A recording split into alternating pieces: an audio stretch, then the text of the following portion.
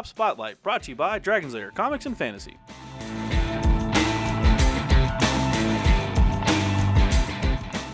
Hey everyone, I'm AdamHarry from Bell Lost Souls with Evan from Dragon's Lair Comics and Fantasy. and we're back with another Tabletop Spotlight. Evan, what is this game here, man? This is Dice Town. It's kind of like a Western version of Monopoly, if you can say that. Okay. It's very cool. You get money if you're going to the town store and stuff like that. There's a lot of cool stuff with it. Yeah, it's a family game too. So it's nice. Okay. Yeah. So I was gonna say Western Monopoly style. Are we gonna be bank robbing here?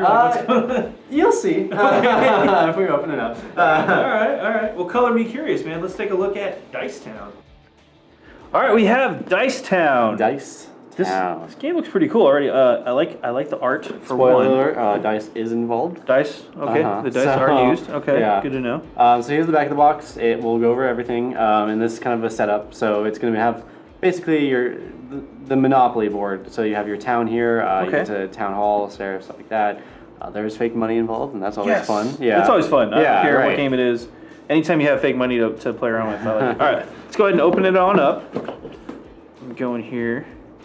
I'm curious as to what game these people are playing on the front cover, but Dice Town. oh, It's the people of Dice Town are playing Dice Town. Yeah. Oh, that gets meta. Here's the rules. It's it's technically 2 pages tabled together. Pages, yeah. But it's condensed, but not too bad. So it's This really doesn't look too bad. We'll go over those in a little bit Yeah. more detail in a second. Let's look at the rest of the contents here. This is the game board. board. Yes. If I can find the opening here. There it is. There it is. Yeah. And it's kind of front and back, but that's just the the back. artwork. Yeah. So we've got, we'll kind of work it around. You can got the gold mine, then the bank, then the general store, then the saloon, the sheriff's office, town hall, and then some empty card spaces around everything, and then Doc Bad Luck. Looks like the coach, or the no, that's the gravedigger. I don't know who would name themselves Doc Bad Luck. I don't know. But yeah, it's pretty straightforward here. Looks like there's also some symbols down here at the bottom of everything. I think these represent what you can get from them. So, Yep. All right, cool. Well, we'll put that to the side for now. This is the rest of the contents. This is kind of neat. Nice and organized. So on the side we have cards. Yep. Here's the back of them, and here's a front of one of them. Yep. We've got. You go ahead and flip through the money. And fake money. It's actually really good plastics. It's not like the paper money from other games. It's very nice plastic. Oh. So it's kind of nice. A little bit more the cardboard thing. survivable. Yeah. You have a little stand to put a card in. So that's also nice. Okay. And we have these cups. Yeah. Dice cups. All right. So we've got. They look like bullets, actually. Yeah. We've got 5 of those. Show one of those. Yeah. Surprised we don't have 6. Probably the top of the dice cups. All right. Oh, these are like little gold nuggets. Oh, that's just really cool. That's nice. Yeah. It's nice. And then we've got all of the different dice. These are like poker dice. Yeah. So it's kind of it's supposed to be based off of poker games. So Oh. yeah. So it's kind of You got like your you're Jack, playing, King, Queen yeah, on the dice, basically. Ace. You've got like a 9 and a 10. It looks Yeah. like. Okay. Oh, that's kind of cool. I like that. Yeah. Okay. So the game's based off of like luck and gambling and stuff like that. Yeah. There's some strategy to it as You're well. gonna shake your dice in your dice cup and then probably show the results. That's pretty much it. It does have a cardboard divider, which is just Nice. in the box. Yeah. And it looks cool. Has wanted signs on the inside. Nice. Right. Nice I love those little details. Yeah, right? It's You pretty didn't good. have to do that, but you did. So it's Yeah, nice. I appreciate it. I appreciate that, Dice Town. So these are pretty cool, and let's go ahead and pause real quick, and we'll actually flip through some of the rules. All right, so these are the rules to Dice Town. Again, it is for 2 to 5 players. It's kind of neat. It's interesting because you use a combination of cards and dice. Yeah. But it's kind of based off a poker game. Yeah, it's based off of a poker game and like kind of like a Monopoly kind of style game. It's very cool how they did it. So what we're gonna do here is I'm gonna open this up. We're gonna look at 1 page at a time because these are kind of wide pages. Right. This is just showing off how to do the dice game, which is basically building a poker hand. You're gonna use one of these cups. You're gonna shake up all 5 dice to start. You're gonna pick 1 dice you want to keep, put it down here, put the other ones in your hand, and then you're gonna show off that dice when you're ready to show it off. And then you're gonna build the best poker hand you can based on those 5 dice. It's very cool. Yeah. There is a way to speed it up though, which is say you want to keep more than 1 die. Right. So when you do that, you can pay $1 for every one over the first die you want to keep. So if you want to keep 3 dice, you have to pay $2. Oh, interesting. And you get to keep those 3 dice. However, when that happens, if you finish your hand before the other players have exactly 1 round to play to get their dice hand ready. Okay. So it speeds it up a little bit because you kind of put pressure. Because if you get like four of a kind, you're like, I want to go right now. I'm going to beat everybody. So it helps speed it up. So it's kind of neat. And then that mini game basically determines the order in which you do actions, which is the bigger part of the game. Yeah, based on each part of the town. Yeah. Yeah. So you can see here, kind of because of glare, but you start at the gold mine, and it's based off of your hand what you can do. Right. So these are pretty interesting things. Like if you had a bunch of 9s, you can go to the gold mine, and take a bunch of gold nuggets from the gold mine, and those are worth victory points. The whole point of the game. Each 9 you get like a gold nugget, and that's the basic. 1 VP. Yeah, like you said, 1 VP. Yeah. The whole point of the game is whoever has the most victory points at the end of the game wins. Right. And the game ends when you run out of gold nuggets, or when all of the property is taken up. Right. So we'll get to all that here. So that's 9s. For 10s, you can go to the 10 and get money from the bank for every 2 bills awarded. Get money? You mean rob the bank? Well, sure.